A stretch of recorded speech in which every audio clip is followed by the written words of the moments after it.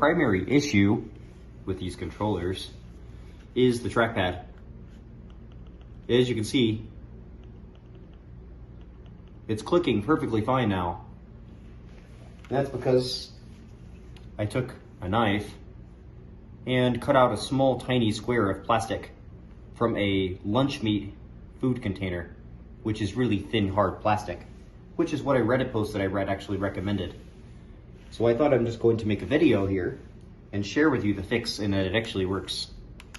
So let's get cracking and pry this controller apart and actually show you what I've done. It's a very simple fix and it costs $0. So unfortunately, regarding the flaw with these controllers and the trackpad jamming up and not clicking at all anymore, there are new controllers, or refresh controllers, don't really have any kind of fix for this design flaw. And their newer headsets like the HTC Vive Pro 2 and HTC Vive Pro I are still shipping with these flawed controllers, which is pretty unfortunate.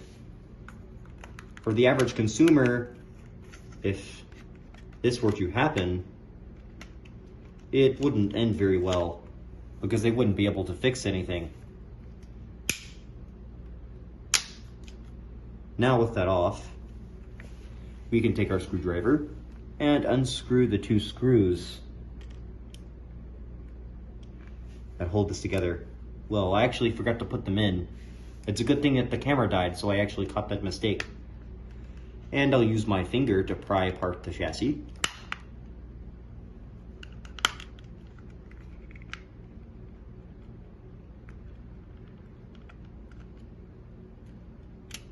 And there we go. You should be able to see what I'm talking about now.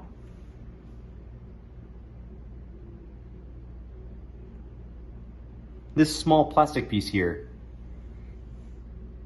is what I've rigged. I've basically placed a small plastic sheet in between the rubber disc from the control on the bottom of the control arm that touches the dip switch in the center of the trackpad. Basically, it applies more pressure on this dip switch right here from this rubber nub on this control arm, and it effectively gives it enough pressure, even with the disc being crushed in with the additional sheet of plastic on top. It clicks again nicely, almost like as if it's brand new. So this is a very cheap $0 fix and should be very effective for anyone wanting to fix their controllers. So I really hope this fix helped, and if you guys want to hear anything else from me about anything else you might want to know how to repair, I will be more than happy to offer my advice in the comments. Now let's continue by putting the controller back together. And you just use both fingers to snap it down evenly and hold it upside down like this so the plastic doesn't fall out of place. Because remember, it's only being held in by tension. It's not glued in place. Although you could glue it, but super glue might damage some of the rubber on the disc. So I would be careful of what glue you use. Now we'll take the two rear screws for the bottom of the controller and put them in. Like so. They are very small screws, so you have to be sure not to lose any. In that case, I recommend using a tray like this from your iFixit kit.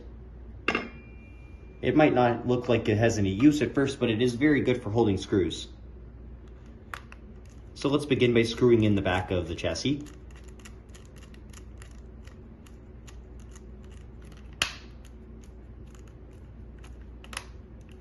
If I can find the threads.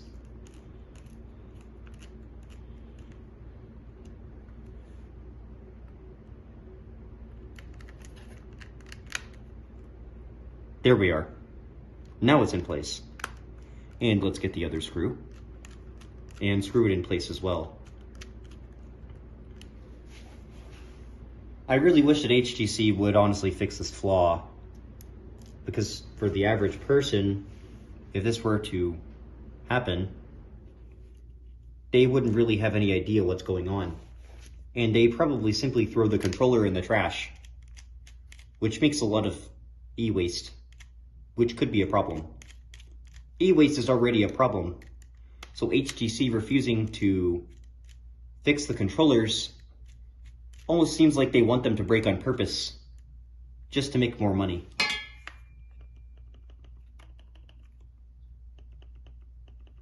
Which seems like a very dirty business practice to me. It's not a practice I agree with. I think that companies, regardless of profits, should try to make an effort to allow people to have working devices that don't fail, especially if the company is aware of the problem. They should do everything to try to fix it. Not fix it on purpose, just to make more money. Now we start by popping on the bottom saucer to finally finish reassembling the controller. There we are. And then we pop on the top saucer, like so.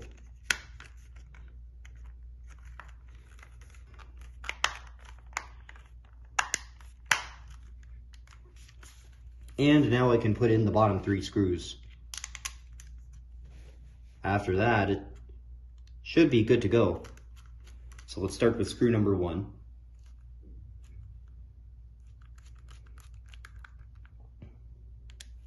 And screw number 2.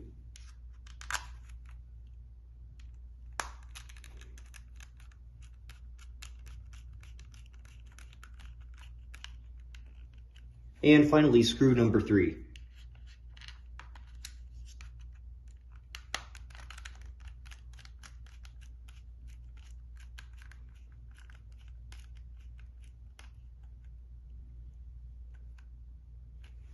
There we go.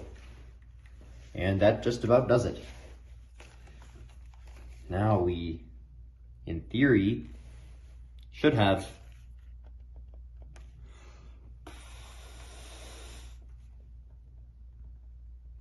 two working controllers.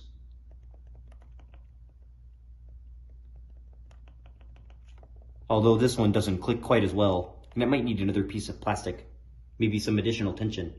This one seems to have gotten a little bit more abuse, but it does click fine for now, so I'll leave it. And that's all, folks. If you guys have any other suggestions for me in the comments, do like and subscribe if you like this video, and share it to anyone that might need it.